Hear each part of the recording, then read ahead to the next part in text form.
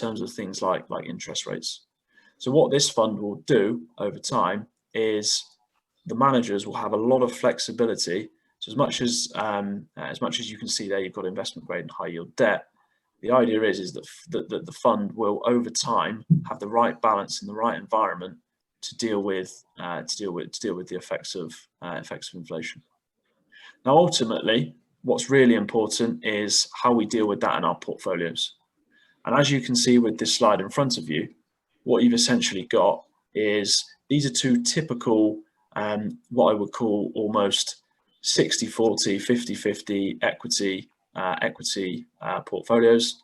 The remainder of the non-equity assets being either made up of fixed income or what we call alternatives. And as you can see in there, high yield debt is at 17% in that managed funds portfolio, and it's at 15% in that balanced portfolio. And that's really the key. We position our portfolios to be quite resilient against inflation over the long term, because you're essentially positioning to that high yielding debt, which will be a lot more resistant to inflation over time, to government and investment grade debt. However, we're not, for the phrase of falling asleep at the wheel or getting caught out, we're also very careful that we have a level of investment grade, a level of government debt as almost an insurance policy in the portfolio. So over time, or when we see shocks in the market, there is that protective element in the portfolio as well. Now, finally, the last thing I want to touch on is everyone's favorite subject. So essentially, cryptocurrency. Now, cryptocurrency is a very interesting area. I think a lot of people give it, a lot of people think it's brilliant. A lot of people give it a hard time. It's quite a split divide on it. So we don't use it in any of our funds or portfolios at the moment. And the reason for that is really around the fact that, first of all, you can't necessarily hold it in things like ISAs and pensions. It's not protected by the FSCS. And more importantly, it's a very volatile asset.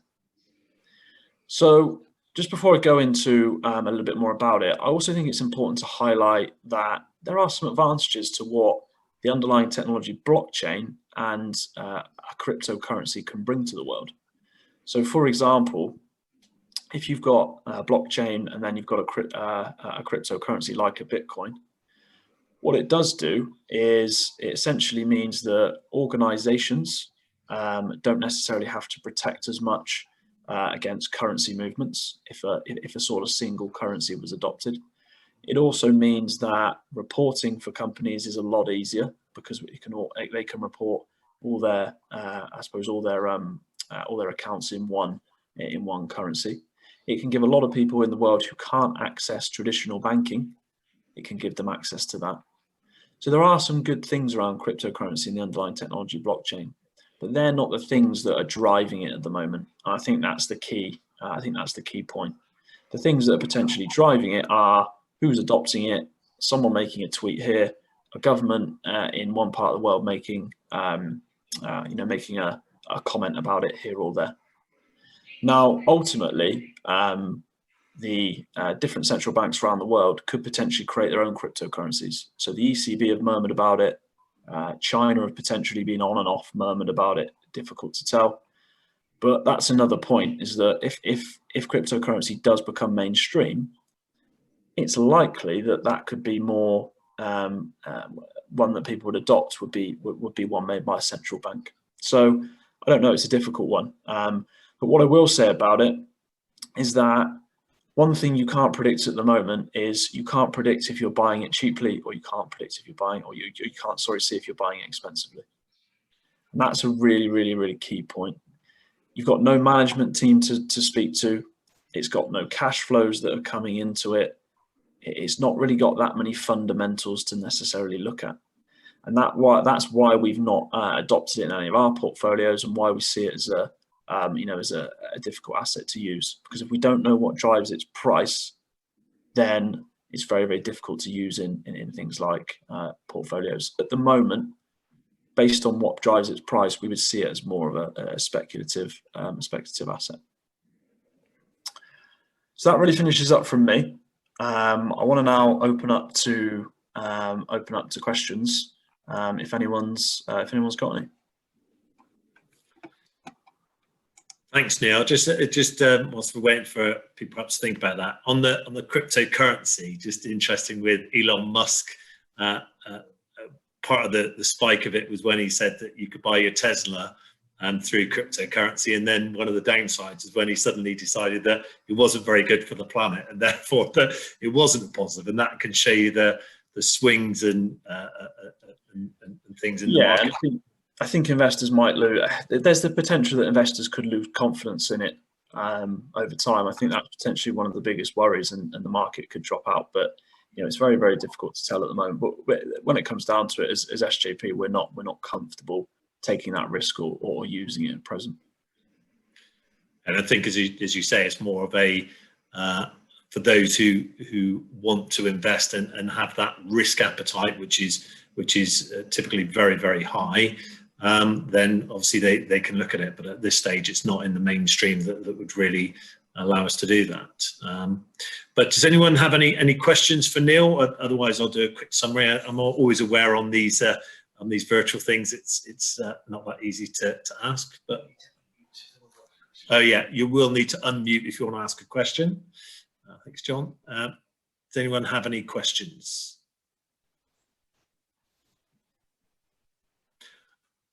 Okay, we'll leave it there. As I'm aware, quite often it's either people have a burning issue. For those of you who've joined us and perhaps it's the first time you've had a chance to look at this, then obviously you've probably been approached by one of our advisors, and certainly be in contact with them. What we would always say is these are about a broad range of subjects, giving you some ideas. Every individual client is looked at as an individual, and that means we need to understand you. And everything that we do starts with a relationship. We very much are not into one size fits all. It's all about relationship management, and that means we need to understand you in order to do that. And for existing clients, if there's anything you've seen on today that you think, oh, do I need to have a look at my portfolio? Do I need to tweak it? Then of course we're always here to help you and to discuss some of those conversations.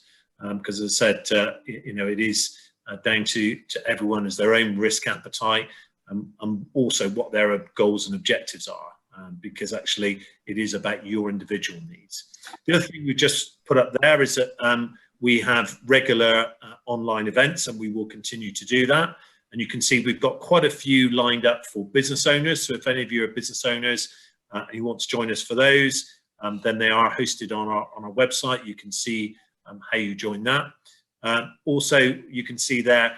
So we were certainly hoping that 21st of June would have opened up, but hopefully within a month we'll be opened up. And so we, on the back of some client feedback, 22nd of September, we're actually holding a face-to-face client event at Bowood Hotel and near Chippenham.